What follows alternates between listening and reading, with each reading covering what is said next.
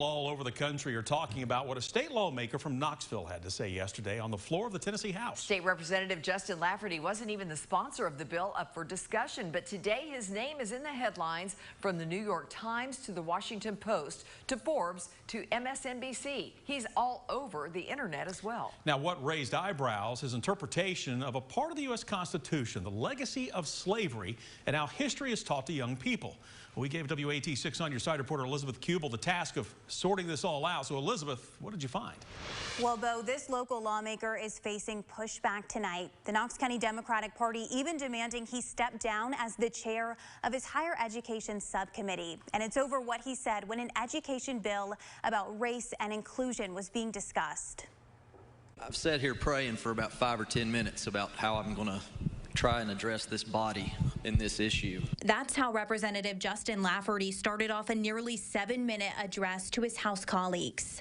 And it's what he said during it that is sparking controversy. The Three-Fifths Compromise was a direct effort to ensure that southern states never got the population necessary to continue the practice of slavery everywhere else in the country. The Knoxville rep making claims about the Three-Fifths Compromise. The deal laid out in 1787 when questions came up about how to count enslaved people in the census, which would determine a state's representation in Congress. By limiting the number of population in the count, they specifically limited the number of representatives that would be available in the slaveholding states, and they did it for the purpose of ending slavery. He went way too far by arguing that it was designed to limit or to end slavery. That, I think, is just not true at all. Maryville College professor Aaron Astor explaining the compromise at the center of the debate. Enslaved people would count not as one person, not as 0 people, but as 3/5 of a person for purposes of determining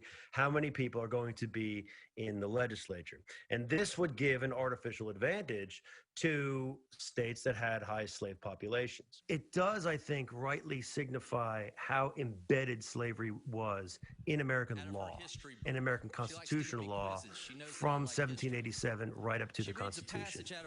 Now, I heard back from Lafferty within the last 45 minutes. He told me, quote, "I tried to tell the truth and I've been dragged through the mud for it." It is worth mentioning this came up as lawmakers debated a bill that would limit what school districts teach when it comes to race, and specifically ban teaching that the United States is fundamentally racist.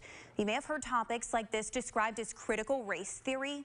Lawmakers in other states around the country have been having similar debates this spring. Bo. Elizabeth, thank you. This bill, by the way, has passed in both House and Senate, but in different forms that lawmakers can't immediately agree on. So at this point, it is scheduled to go to a conference committee for further debate. And today, a group of pastors called the Southern Christian Coalition responded to Lafferty's comments, saying that denying systemic racism is denying history. In the group's letter, a Nashville pastor, Reverend Brandon Baxter, writes, quote, "It is a simple fact that throughout our history, the sin of racism has informed much of our culture and many of our systems."